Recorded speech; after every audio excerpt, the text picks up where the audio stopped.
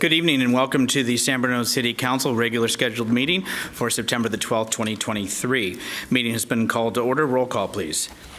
Councilmember Alvarez. Here. Councilmember Martin. Here. Councilmember Salazar. Here. Vice Mayor Hamilton. Here. Mayor Medina. Here. Next, if you'd rise and join me in the Pledge of Allegiance.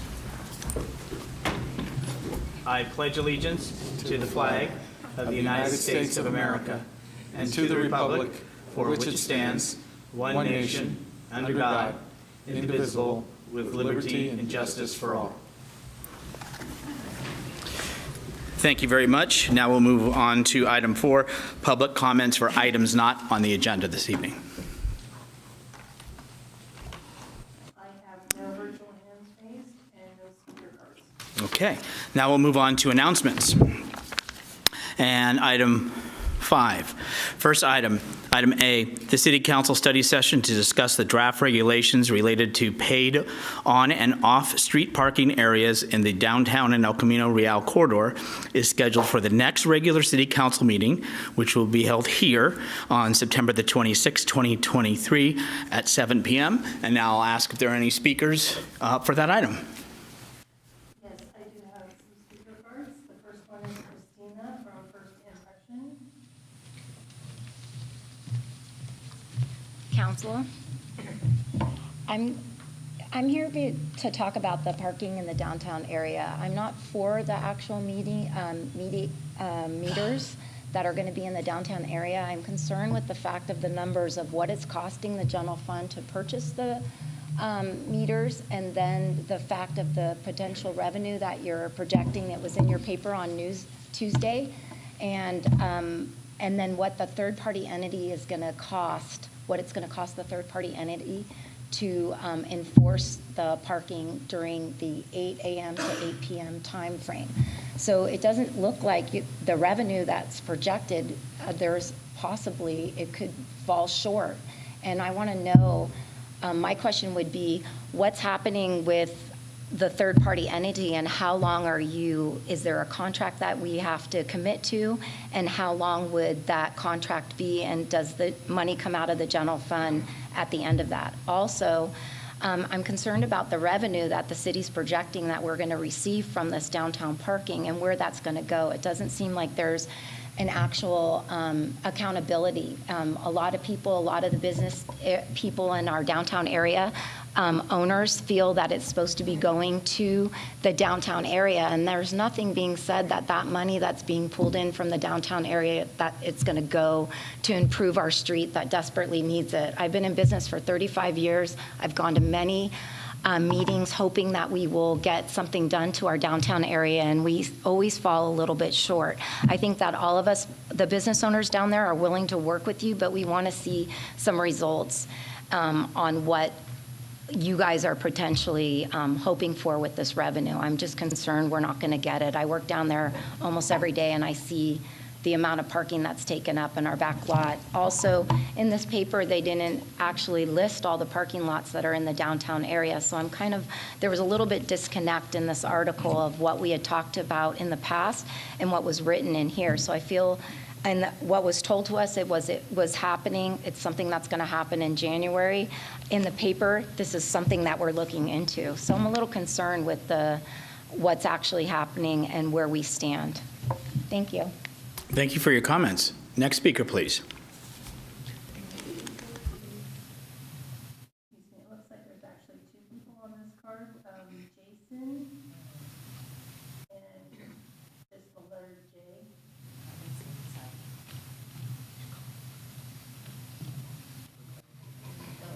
Jason? Yeah, sorry, that's me. Sorry. Hi, good evening, everyone. Sorry for arriving late.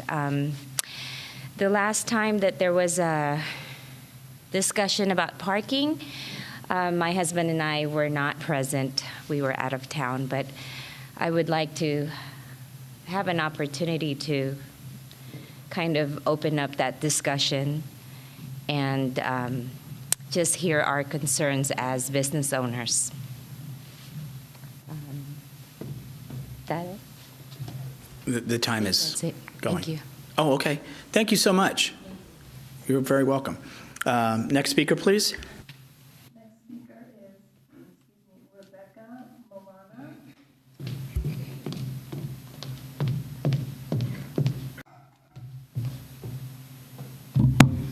Milano. Hi, good evening, City Council. I'm Rebecca Milano. My husband, Adolfo, and I will be opening the One Love Cafe on San Mateo Avenue, hopefully soon.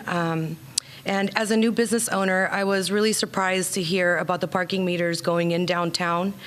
I attended a local meeting regarding the parking situation and heard the chief of police say that the matter had been voted on and contracts were signed.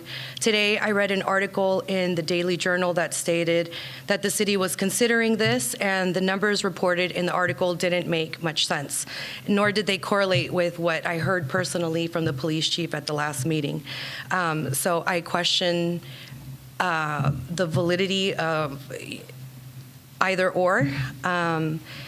So as a new business owner, I've also heard a lot of talk about the beautification of the downtown area. It's been shared with me that there are plans in place, but that there's been no real movement. So I would like to ask that the parking issue be directly related to the beautification plan. And we would like to ask that the council actually put a policy in place when directing the parking meters downtown, and they should be directly correlated. The money from the meters should go back into the downtown as opposed to a general fund. We ask that the council put the policy in writing. There seems to be a lack of trust from what I'm gathering from my very short time here between the public and the city council. I personally am working to organize the business owners a little bit more so we can liaise and try to come to a better understanding so things can move forward as opposed to, the negative back and forth.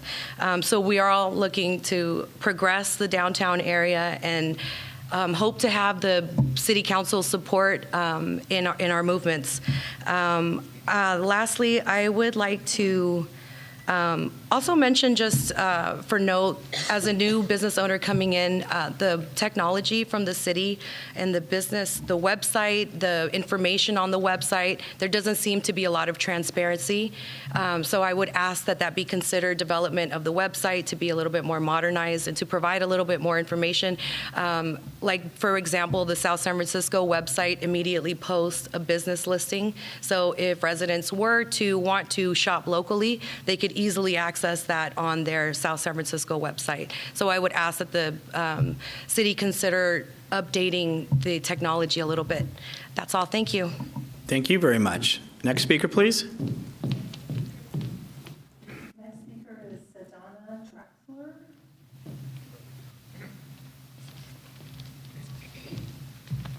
Hi, Council. A little nervous here. Okay. Hi, I'm Sedana Traxler, and this is my husband, Josh Traxler. We are the owners of Twice as Nice Bay Area, downtown. I wanted to come here and address a few concerns I have regarding the paid parking. I know that when parking was enforced and violators were ticketed in the past, it did help with the turnover. And as a small business owner, turnover is a major, major factor to the success of our business. And we are so appreciative to all our loyal customers, old and new, who come and visit and support our downtown. With the new law in place and meter maids unable to chalk tires, I could see why putting in the parking meters may be necessary to enforce and implement that turnover. Otherwise, we have cars parked all day in prime parking spots along the Ave.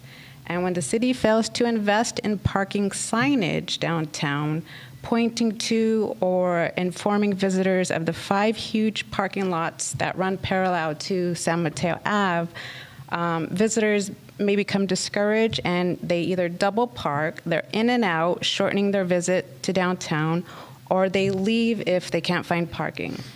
Now, when it comes to the dollars our customers spend at the meter while visiting, dining, and shopping downtown, we strongly believe that that money should be reinvested into the beautification of downtown, specifically first and foremost. It's not fair to tax the business owners and their employees, as well as our loyal customers, only to pick from our pockets and spend on other projects when the revitalization of the downtown you all represent is in desperate need of attention? Where is the city's desire to bring life and vibrancy to its downtown and deliver long-term benefits like trees, better lighting, street events to the San Bruno community? We want so badly for our downtown to be better, and it's taking far too long to see any real significant changes, for example, trees. And I know you approved the newspaper stands, and we'll take what we can get at this point. But could you have taken to the streets and asked the community and business owners what they see as a priority? I mean, if the city was willing to invest, I believe it was $100,000 on the newsstands and on beautification, we no longer want to sit at the bottom of your priority list. So I'm going to be so bold as to ask, is it possible to allocate most, if not all of the revenue from the new paid parking to not only revitalizing, but most importantly, maintaining downtown's beautification, starting with trees? And if so, can we get a written agreement or a policy in place before the next council meeting when the paid parking will be open for discussion? Thank you. Thank you both. Next speaker, please.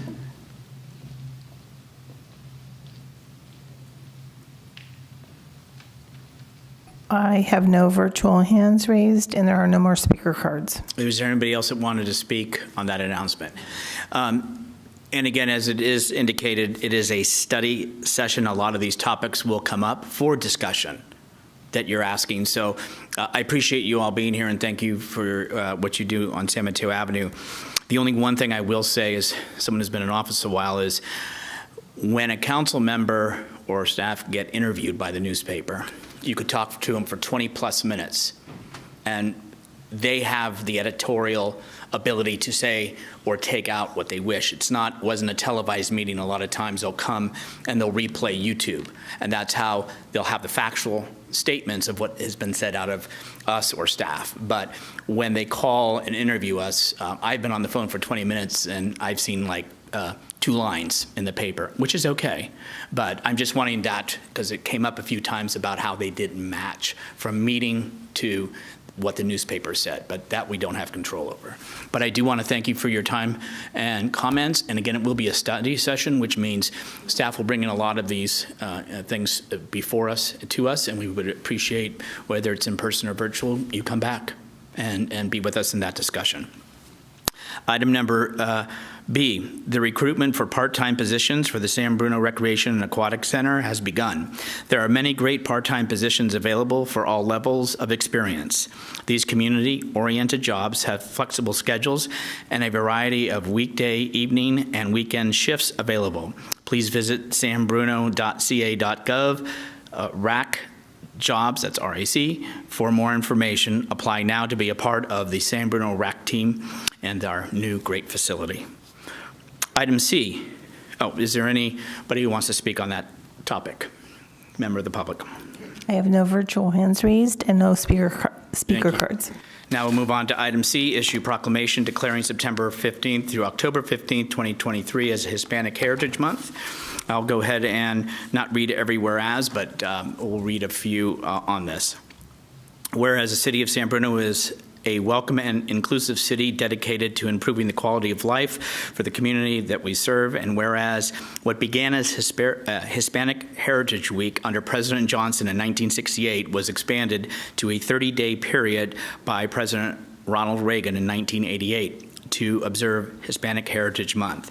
And whereas the purpose of Hispanic Heritage Month is to celebrate and recognize the contributions of people of Hispanic heritage to American culture in roles such as civil rights leaders, community organizers, first responders, healthcare professionals, teachers, artists, athletes, inventors, entertainers, and more. Now, therefore, I, Rico E. Medina, Mayor of the City of San Bruno, do hereby proclaim September 15th through the October the 15th as Hispanic Heritage Month, and invite the community to educate and explore Hispanic culture, people's traditions, and values that have positively enriched our community through appropriate activities and ceremonies. Signed by myself. So that is. Is there any members of the public that want to speak on that topic? I have no virtual hands raised and no speaker cards. All right, we'll move. There's a hand in the audience. My apologies. Was you want to speak on the proclamation for Hispanic Heritage Month? Sure. Please. So on the topic that I spoke of earlier, so proclaiming Heritage Month, I'm wondering, are there any events the city's holding? Is this proclaimed on the website? Does this only get proclaimed here in the city council? It seems like that I'm just a little curious on what the actual efforts are. So this is something that, it just sounds like as a city, there's not really much going on. I just wanted to comment. Thank you. Well, thank you for your comments. Any other comments? Okay. No. I think this is a next item important. We would like to recognize the outstanding dedication and commitment of 4 City of San Bruno employees who are celebrating, and we are celebrating with them, their 25th work anniversaries in the month of September 2023. We commend these employees for their hard work, loyalty, and invaluable contributions to the city. We extend our heartfelt congratulations and sincere thanks to these employees for their dedication. We have Ted H. Chapman from Public Works, Scott M. Zayak from Public Works, Lieutenant Gene K. Wong from Police Department, and Captain James J. Houlihan III from the Fire Department. With us, we have 2 of those employees, but let me acknowledge 2 quickly that could not be here. First is Lieutenant Gene Wong. Lieutenant Gene Wong started with the City of San Bruno in 1998 as a police recruit, promoted to in 1999 as a police officer. Then in 2007, promoted to police corporal. In 2012, became a cardroom detective. Then in 2017, promoted to police sergeant, and finally promoted today, where he is in 2020, to his current role as police lieutenant. He also is an avid photographer for his family and others, and one of his hobbies that he enjoys. Another person is Captain James J. Houlihan III. Started in 1998 as a firefighter paramedic, was then promoted to fire captain in 2017.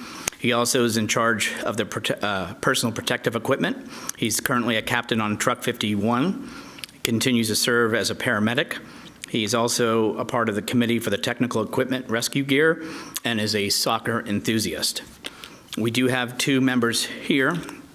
And one thing why we're doing this and doing on the agenda is I felt this was important to bring this back. This is something that I wanted to have some time ago. Obviously with COVID, things had to stop. But I think when we have staff members of this community who have served the residents and the community for 25 years, you don't see that a lot anymore. In today's world, someone doesn't start and continue with a department or a position anywhere for a long time. So there are 2 individuals that are here. First one is, and I will have them come up in a moment, but allow me to say a few words about their history that I've had, and then we will go forward. First, we have Ted Chapman. He started with the city in 1998 as a maintenance worker in the streets stormwater division, then spent several years in the water division and promoted to the current streets stormwater maintenance service manager as of 2014. Ted has also held positions as the union shop steward and negotiator for contracts. Ted has worked tirelessly for many years, both during daytime and after hours, responding to storm events, mitigating streetlight outages, and repairing hillsides. So it's kind of a blessing and not when you live close by or in town. Because I can also tell you, Ted has spent countless hours driving around the town at night. As you know, when we have those streetlight outages and the ROs and the solars and trying to get that's that gentleman that is driving around trying to see if they're functioning. Are they back online? What's wrong with them? Countless hours for the storms that we have. And of course, as we know, the big one that we had, I'm sure you were out for several days, instrumental in running some of the water wells and getting it up to date and up to speed as we began on that process that we're proud of. Scott Zayak. Started with the city in 1998 as a maintenance worker. In 2018, promoted to pump mechanic. Then in 2022, promoted to his current position as water field service supervisor. Scott intimately knows the water utility system and has spent countless hours responding to after-hour water leaks to make repairs and gets the city system back in service. And we know that Scott knows the system.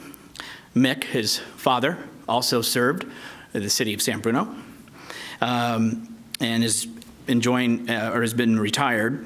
And one thing I do know about Scott is that he has been out in the storms and he's not afraid to get with the team. And that means rolling up the sleeves, getting dirty and getting wet. He has been told is a very positive to the department, as well as Ted is, and to his division and to this team.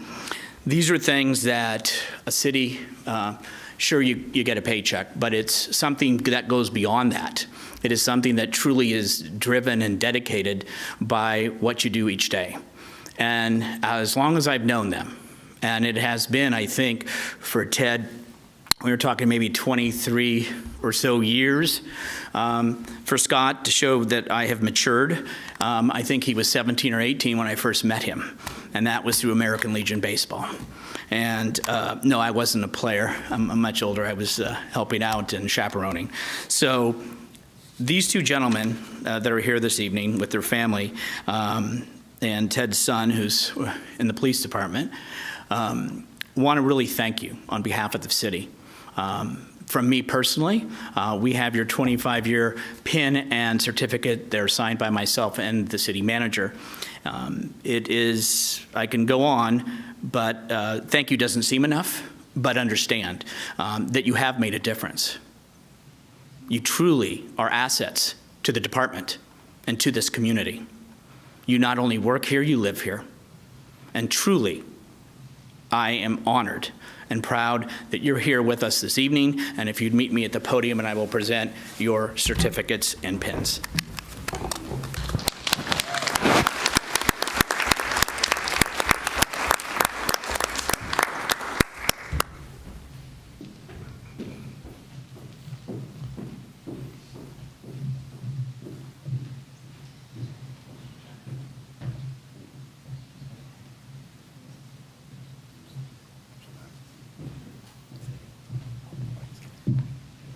And now, no matter what you hear, they could say they're shy and they're reserved, and maybe they are at home, but at work they are not. But they do the work behind the scenes. And so first I'd like to ask Ted to, again, thank you and see if you'd like to say anything. Well, I'd like to thank you, Mayor and council members and 46,000 residents plus that we have. But what's nice tonight, I'm before you not with an issue, not with a problem, and not asking for money.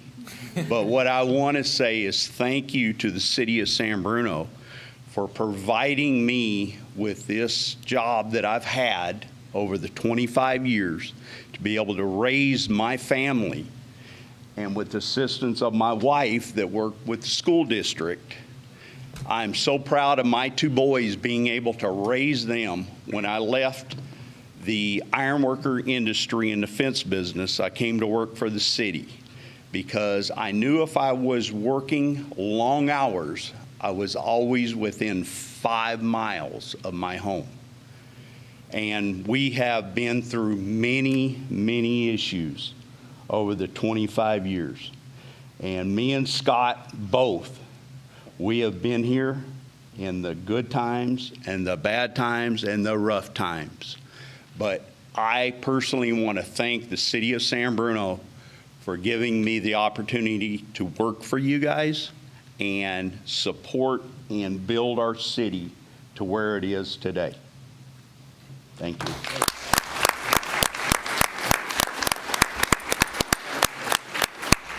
And now I'd like to ask, we're just going alphabetical, so Zayak obviously has to go second. But I wanted to bring forward Scott to say, and also one of Scott's hobbies is he's, well, Marty probably knows, he's a coach, right, from Cappuccino and other things. So even though he was a great player, became a great coach, and gives back to this community both off the clock as well through his various efforts with the high school and other leagues. So Mr. Zayak. Thank you all. I get to follow Ted, who says it all, says it right, so it makes it easy for me. But I do appreciate it as well. Thanks for the acknowledgement. In order to be able to do this for 25 years in, like Ted mentioned, in the city that you grew up in and where I raised my family and where we live now, it's pretty special, and you get to meet a lot of people along the way. And men and women behind me, in front, that I've worked with for years, that help keep the city roll. It's been an honor to be able to do it, and I do appreciate it. So thank you guys very much.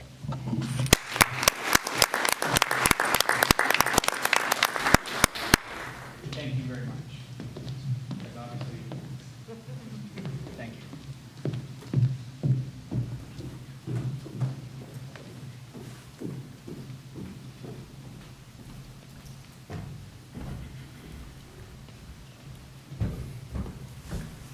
It's so easy getting back.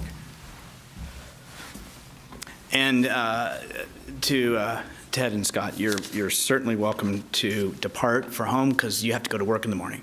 So don't feel you need to be polite and stay here. Anybody that wanted to speak on this item? Okay, we'll move on to item number 6, which is consent calendar. All items are considered routine or implemented in earlier council action and may be enacted by one motion. There will be no separate discussion unless requested. There will be one single comment period for all these items unless a council member requests to pull an item.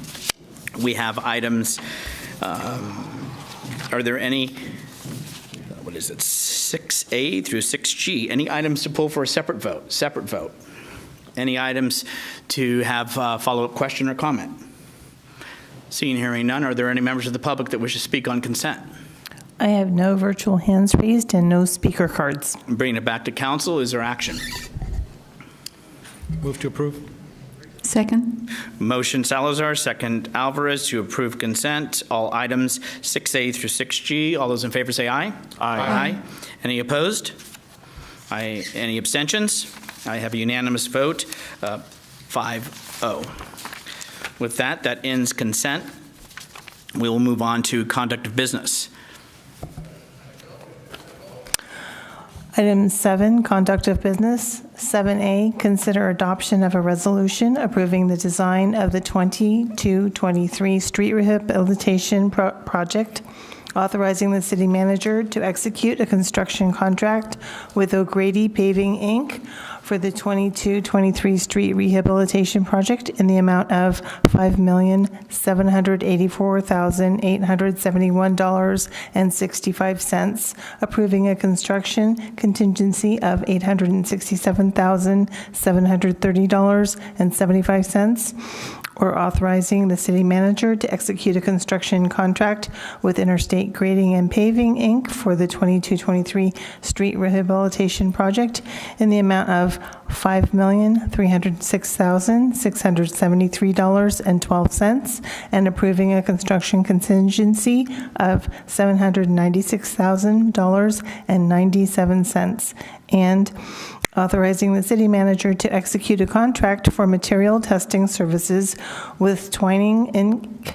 in an amount not to exceed $80,000, and transfer the budget in the amount of $1,190,000 from the 23-24 street rehabilitation project to the 2023 street rehabilitation project, determining the project is exempt under the California Environmental Quality Act.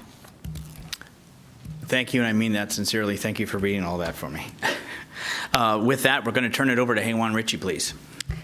Good evening, Honorable Mayor, Vice Mayor, and Council members. The item I have before you tonight is consideration of award of the construction contract for the 2022-23 street rehabilitation project. I'm Haywan Ritchie, City Engineer, Deputy Public Works Director, And I'm joined tonight by Dahlia Manawis, who's the city's principal civil engineer for Capital Improvements Program.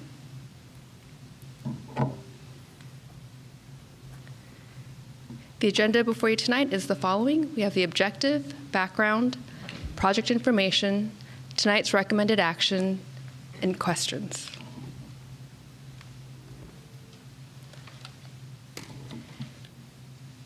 Tonight, we are requesting council consider adoption of an amended resolution approving the design of the 2022-23 street rehabilitation project, authorizing the city manager to execute a construction contract with O'Grady Paving for the 2022-23 street rehabilitation project in the amount of $5,784,871.65 for the 2022-23 street rehabilitation project in the amount in the amount of $5,784,871.65, approving a construction contingency in the amount of $867,000, $730.75, and rejecting the bid from Interstate Grading and Paving.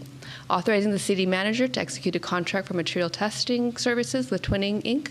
in an amount not to exceed $80,000, transferring budget in the amount of $1,190,000 from the 2023-24 street rehabilitation project to the 2022-23 street rehabilitation project, and determining the project is exempt under the California Environmental CEQA Act.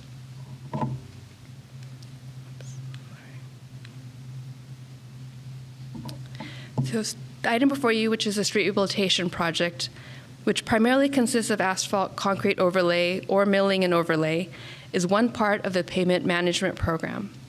There are three main components, including preventative maintenance, which includes slurry sealing streets in good condition to keep them in good condition, street rehabilitation for streets that are in generally fair condition, and street reconstruction for streets that are generally in structurally failed condition. This slide summarizes the city's paving projects for 2023-24. The slurry seal project was awarded in May of this year and is currently under construction. The total project budget is approximately $1.4 million, and approximately 4 miles of street will be slurry sealed with this project. The item before you tonight is the street rehabilitation project. The total project budget is approximately $7.9 million, and approximately $4.1 miles of street will be treated. Lastly, the street reconstruction project is currently under design and anticipated to come before council this upcoming late fall winter for award of construction contract. The anticipated total project budget is approximately $3.9 million, and approximately 1.3 miles of streets is estimated to be treated. This item before you tonight is a consideration of award for the 2022-23 street rehabilitation project, and Dahlia Manawis, Principal Civil Engineer, will be presenting the project information as well as tonight's recommended action. Thank you.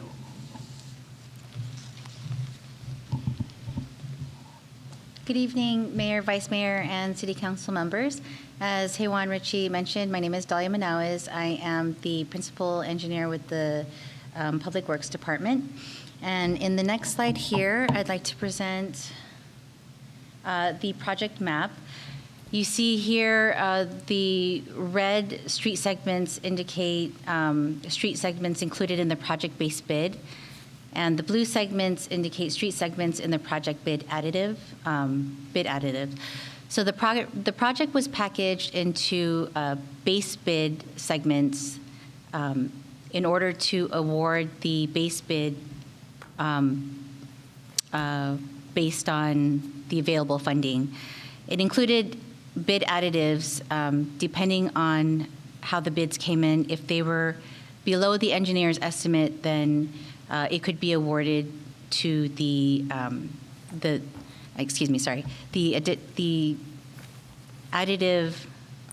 project additives could be awarded if the bids came in below the engineer's estimate. So staff is recommending that all bid additives be awarded. And let's see here. If the bid additives are not included in this current 22-23 street rehabilitation project, it would then be included in the 2023-24 street rehabilitation project. However, it should be noted that if the bid additives are not included in the 2022-23 street rehabilitation project, additional staff time and design costs will be necessary to include the bid additives in a future project. So staff is recommending, because the bids came in below the engineer's estimate, to award the base bid and also the bid additives.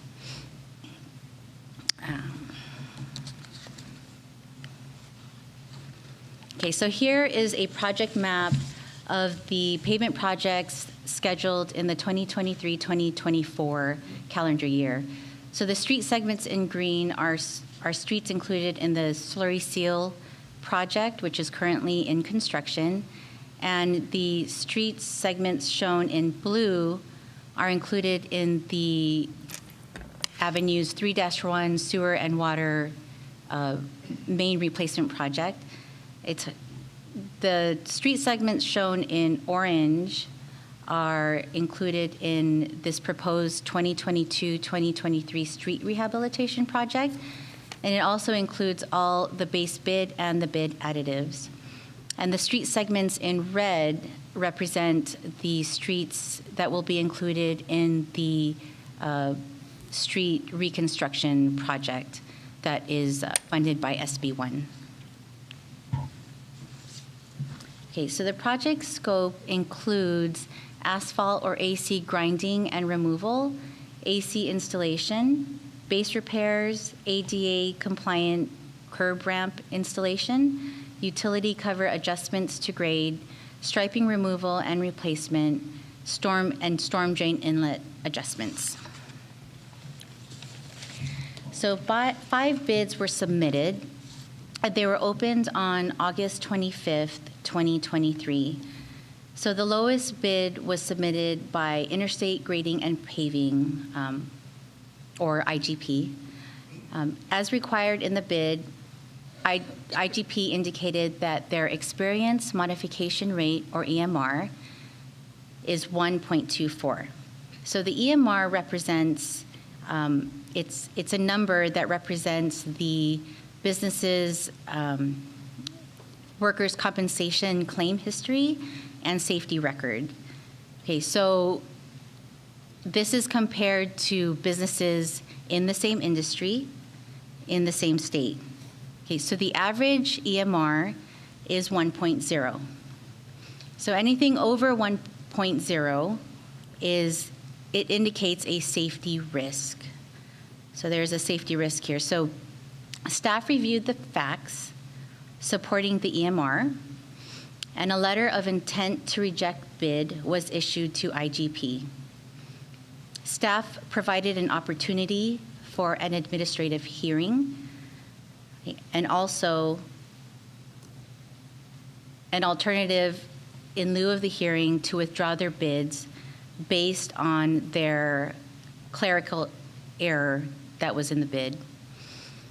So IGP, they responded to staff requesting an administrative hearing.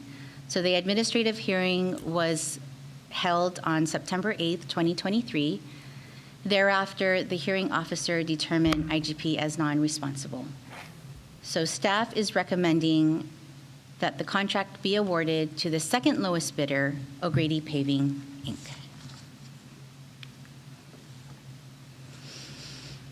Okay, so the 2022-2023 rehabilitation project is an approved project within the capital improvement program. The approved budget is $6.7 million, and the estimated project budget that includes the design and construction and also all the bid additives is approximately $7.9 million. Okay, so staff is recommending to transfer the budget from the 2023-24 street rehabilitation project to the 2022-23 street rehabilitation project. And this is so that all bid additives can be awarded as part of this contract. As noted earlier, there will be an additional cost associated with repackaging the bid additives in a future project. And also, whatever funds are not used as part if transferred from the 2023-24 street rehabilitation project to the 2022-23 street rehabilitation project, funds not used will be returned to the 2023-24 street rehabilitation project. Okay, so tonight's recommended action, the amended resolution was distributed on Tuesday, September 12th to City Council and posted on the website. The changes are shown here in red. Now, therefore, be it resolved that the City Council hereby approves the design of the 2022-23 street rehabilitation project, authorizes the city manager to execute a construction contract with O'Grady Paving, Inc. for the 2022-23 street rehabilitation project in the amount of $5,784,871.65 and approves a construction contingency of $867,730.75 and rejects the bid from Interstate Grading and Paving, Inc., authorizes the city manager to execute a contract for material testing services with Twining, Inc. in an amount not to exceed $80,000, transfer the budget in the amount of $1,190,000 from the 2023-24 street rehabilitation project to the 2022-23 street rehabilitation project, and determines that the project is exempt under the California Environmental Quality Act. Thank you. Any questions? Thank you very much. Are there any questions on the presentation from council at this time? Seeing and hearing, Councilmember Salazar. Thank you. So my question is around the funding. So we're going to pull money in from next year's capital, and it looks like we have about 3.5 scheduled for next year. We're going to bring in about a little over $1 million of that. Leaves very little for next year. So between now and then, do we anticipate other funding sources that could help us with next year's budget, or are we like going whole hog this year and then just kind of rolling the dice on next year? So the strategy, sorry, my name is Matt Lee, Public Works Director. That's a good question. The strategy that we have here is to bring paving to the city of San Bruno as quickly as possible. So if there's any opportunity for us to accelerate paving, we will do that. It's a little different if it's individual projects and there's not a steady stream of funding that comes through, where we may have to consider, what years we want to do it. But if our strategy is to bring paving forward, we're trying to accelerate it as quickly as possible. And so we had some funds to do the design for future streets, and that's what we did. I think when we say next year's current project, that's actually this current year, and so we're actually in design as well. There aren't any additional funding sources that we foresee for that project, but for the upcoming year, 24-25, there will be additional funding for paving. And so we would pave additional streets then with the additional costs. Okay. And it seems like we've become very, very dependent on Measure G, which is appropriate to use for this. I think we've all agreed over several councils now that is our priority for those dollars. But without seeing another revenue source, it makes us very susceptible to cycles in the economy and our ability to continue to deliver on this. So I think it's great that we're making the investment this year. I know there's been a lot of years where we haven't been able to make that investment. The other piece that I would like to see at some point is where we anticipate our PCI to end up at the end of this particular program. And then also just a constant reminder, if we could, of the unfunded portion of the work that needs to be done, so that we can sort of keep an eye on that target that we're still missing, because I know there's still a lot more to do. Thank you. Other questions on the presentation at this time? If not, we'll see if there's any members of the public that wish to speak on this topic. There are no virtual hands raised, and I have no speaker cards. Well, thank you very much. Then we'll bring it back to council for any Comments, deliberation, and/or possible action. This is a resolution. Vice Mayor. I'll make a motion to approve the resolution as read by the clerk. All the resolutions as read by the clerk. Thank you. I'll second. Motion Hamilton, seconded Salazar, to approve all resolutions as read by the city clerk. All those in favor say aye. Aye. Aye. Any opposed? Any abstentions? Unanimous, 5-0. Thank you very much. I'm just going to pause for a second. Go ahead, Mark. Or Max, somebody. Medina, make a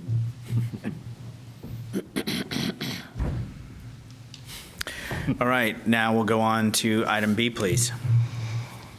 Item 7B, consider adoption of a resolution approving amended city investment policy. First, for those that have been around a while, this should not be a new face at the podium, but it's someone we're happy to welcome home. And with that, City Manager, if you could please do the introductions. Absolutely. Mr. Mayor, I am very proud to reintroduce to this community Mr. Nick Pigueros. Nick is the city's new Chief Financial Officer. The long-awaited appointment and his arrival has finally come. I think some of you will remember Nick worked here. He started his career here in the world of finance. He left us in, I believe, 2007 as the Assistant Finance Director.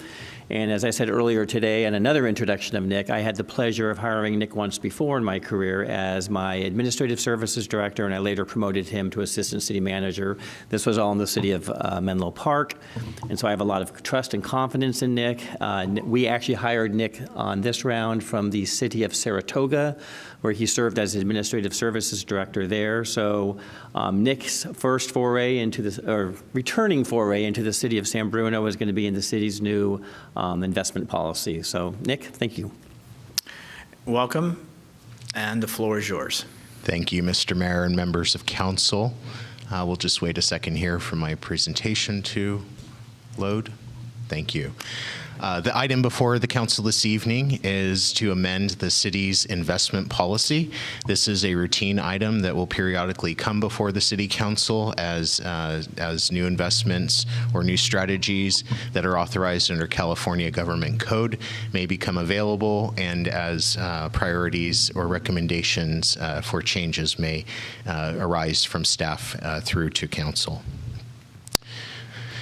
So there are two primary recommendations or areas for recommendation this evening. The first and perhaps the most significant is that the recommended policy maintains the existing policy priorities that had been adopted by City Council, and those are safety, liquidity, and return on investment, present in an order of priority as we look to invest the city's funds to ensure against loss or unnecessary loss of principal. In addition, the overhaul that's attached to the staff report provides several additions as well as updates. Those additions expand our investment options, which provides us an opportunity to pursue interest earning accounts that are not available to us right now. Also, the policy authorizes the use of an investment advisor, a professional investment advisor, and then a number of updates to reflect best practices. Specifically with the policy additions, the expanded authorized investments include adding California Joint Powers Authority pooled investment programs. These are very similar to the Local Agency Investment Fund, LAIF, and the San Mateo County Pool. Those are both investment programs or investment pools. There are several alternatives and that can provide both short and medium term investments that are highly liquid and pay competitive rates. Second and third are medium-term notes and bankers' acceptances and repurchase agreements.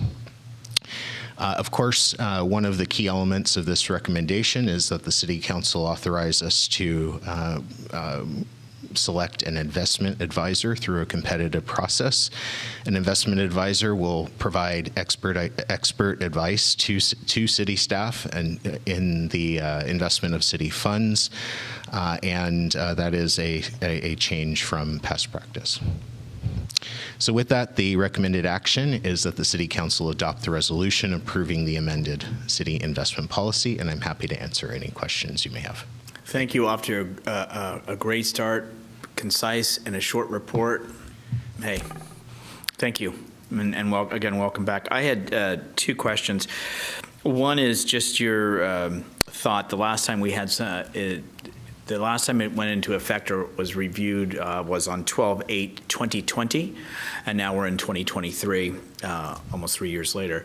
I'm wondering, and is it not best practice, or would you not recommend to have this done on an annual occasion? I know when we had a city treasurer, it was done as such. I'm wondering if that would not be a good policy and practice to bring back. An annual review is considered best practice. However, oftentimes in those annual reviews, there are no changes to the policy. This is one of the more significant policy changes that I've had the opportunity to present to Council, and I'm very excited to do that. However, with respect to best financial practices, we intend to bring the investment policy forward to Council annually. Good. I think that's good. The other thing is, which it is something new to my knowledge, is using the use of an investment advisor. So I don't know that we've done that, to my knowledge. So if you could help elaborate a little bit as to why change that direction, how is it based as far as, obviously they're not free, and the rationale for that recommendation. Definitely. So a professional investment advisor provides the city staff who is entrusted to invest the city's funds according to the investment policy with expert advice on key investments in a variety of functions, all of which are enumerated or authorized investments that are enumerated in the policy.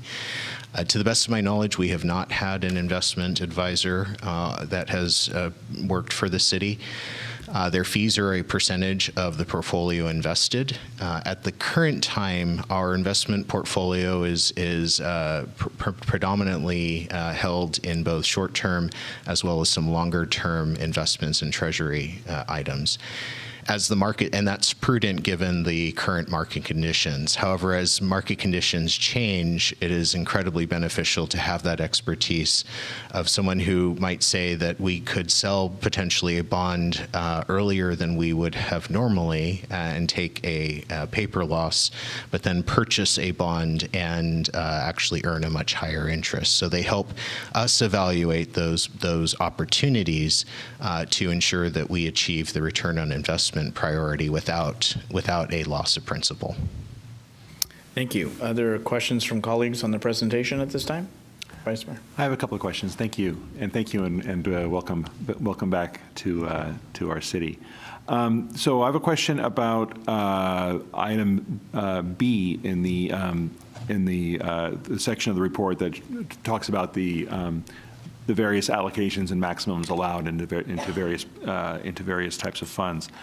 And item B is federal agency or U.S. government-sponsored enterprise obligations, and the aggregate maximum of the portfolio is 75%, with no more than 20% of securities held being callable. My understanding is that when rates are high, as they are today, that most securities are callable. And so I'm wondering if, first of all, if that's true, because I'm certainly not an expert here. And if it is true, then would staying under this max be doable, or would it overly restrict our options, staying under the 20% max callable? Certainly. So the callable securities often pay a premium because if in a volatile interest rate environment, the interest rate when it's going down, if we lock in, let's say at 4%, and the interest rate goes down to 3%, it's advantageous to the issuer for them to call the security. One of the benefits of limiting the percentage of the portfolio to callable securities is to mitigate some of that interest rate risk. And so to the question of whether this would be overly restrictive, I don't expect that to be the case. However, as we begin to work with an investment advisor, and should the circumstances occur where there is significant volatility in interest rates, and this becomes a challenge, we will be sure to return to council with that information. Great. Thank you very much. I appreciate that. And then the second and last question has to do with item K, California Joint Powers Authority pooled investment programs, maximum 20%. Do we typically invest very much in JPA pooled investment programs, and do they have any extra risk, given that the JPAs tend to be our transportation systems, which aren't doing so great financially these days? Excellent question. There are a variety of JPAs that we're familiar with. The JPA that we're specifically discussing in the policy, and it's enumerated in the policy, are Joint Powers Authority investment pools. So there are only 3 in California. None of them have anything to do with services to the public. They're strictly for their strict purpose is to provide alternative investments to local agencies.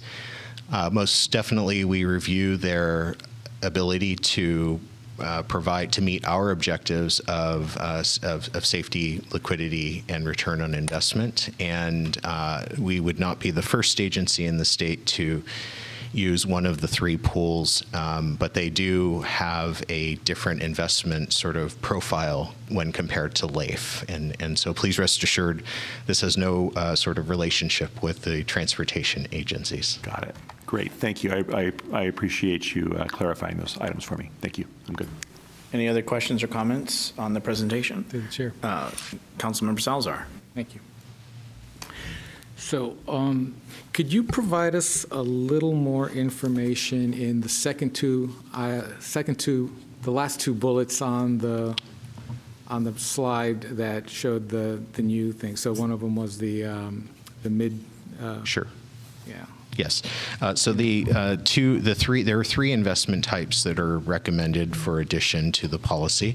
The first is item number G, which are investment type G, investment type C, medium-term notes, for a shorter period of time. It's not a 1 year, and it's also not a 10 or 30-year investment. With respect to the eligible bankers acceptances, this is very similar to, or can be considered very similar to, a certificate of deposit. We provide a deposit with a guaranteed interest rate and payment date. And then similarly, repurchase agreements are sort of an opportunity that allow cash flow in the private sector that will premium that is previously established. Okay.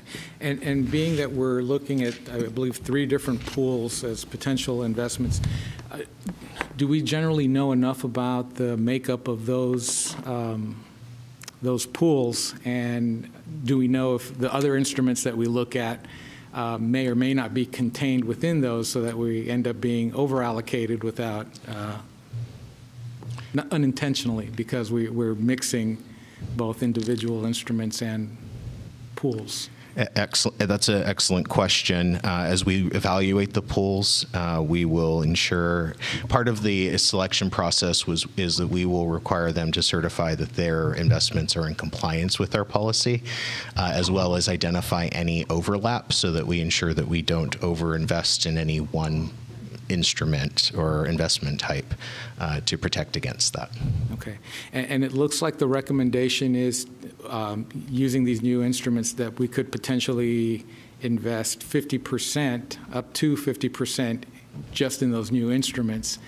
And so I'm wondering, overall, is that intended to shift our focus in any way? Is that supposed to increase liquidity, reduce risk, increase return? What are we looking to do with those changes?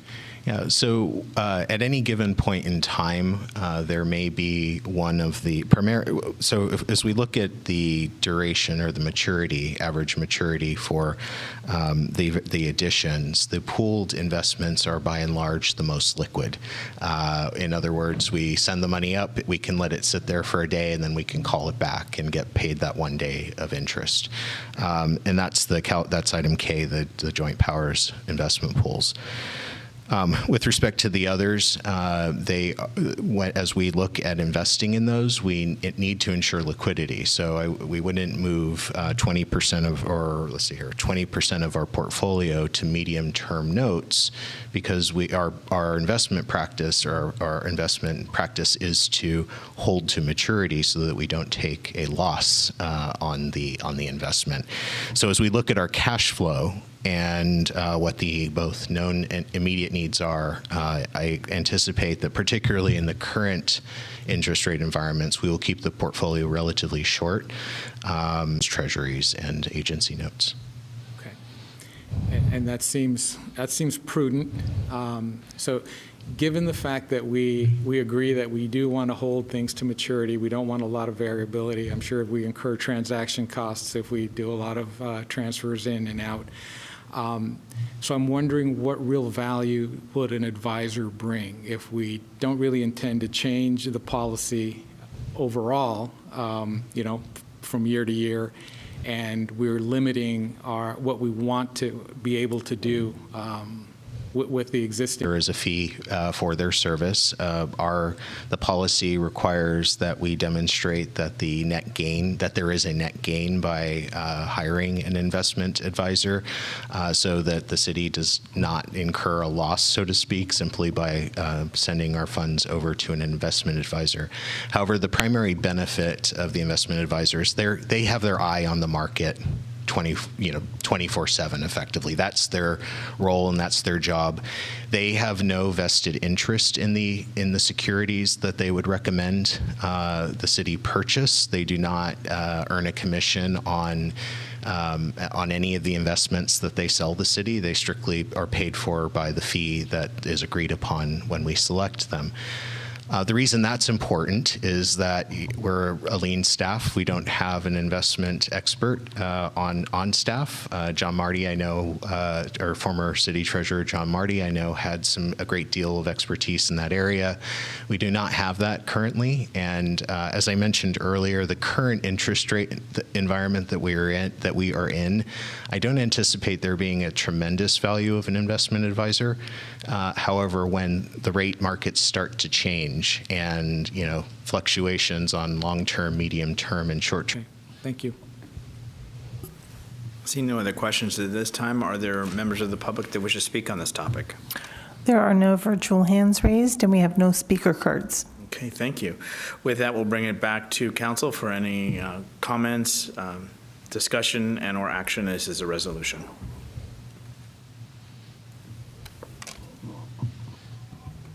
Through the chair? Councilmember Salazar.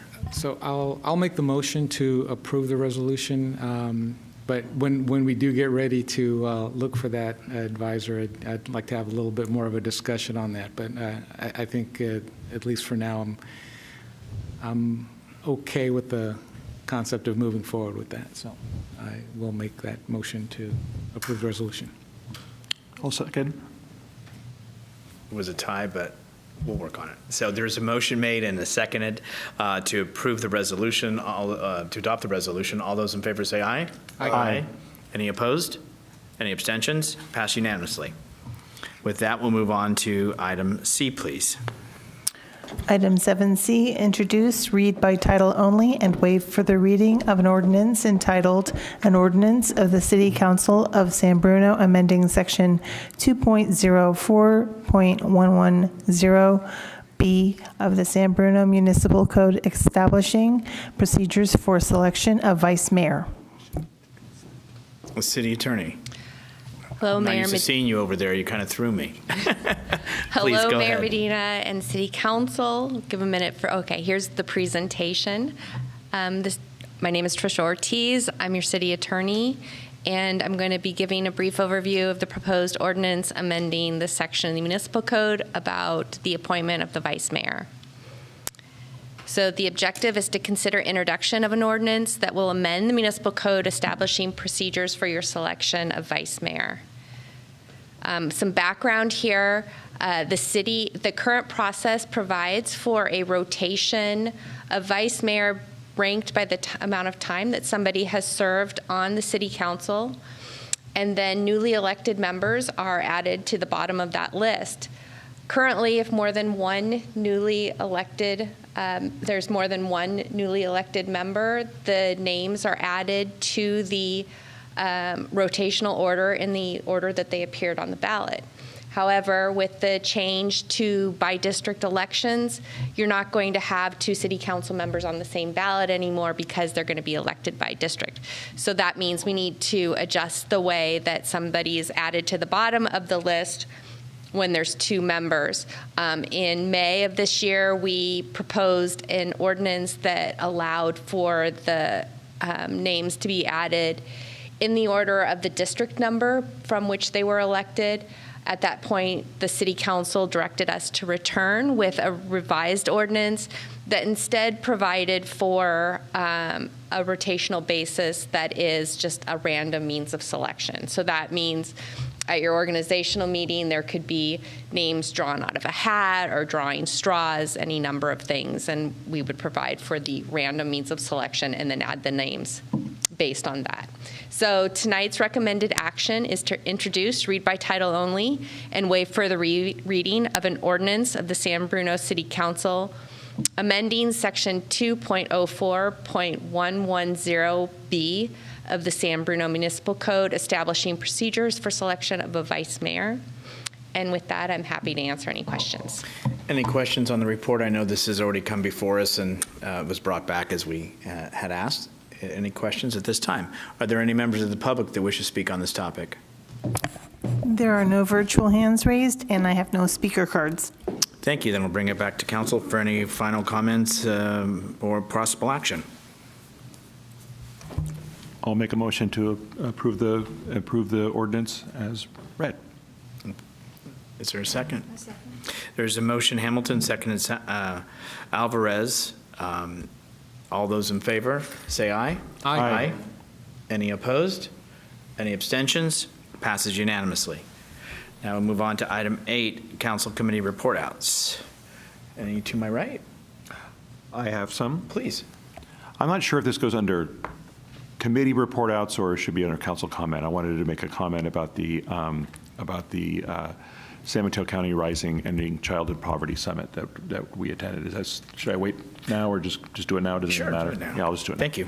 So on August 18th, Mayor Bedina and I both attended the San Mateo County Rising Ending Childhood Poverty Summit hosted by former Congresswoman Jackie Spear. It was held in South San Francisco. It was a very eye-opening event attended by many lawmakers from across the county, highlighting the fact that there are 27,000 children living in poverty in this county, one of the most affluent counties in the nation, including 28% of our kids in the San Bruno Park School District are living in poverty. Currently, the livable wage in San Mateo County is estimated at being $31 an hour. In order that's the wage you need to make in order to maintain a livable status. But our minimum wage is $16.50. So there was a lot of discussion throughout the day. It was a very rewarding experience. There was a lot of discussion about universal basic income, studies focused on mothers and babies, programs where a debit card was issued at birth and a monthly payment through the age of 6. They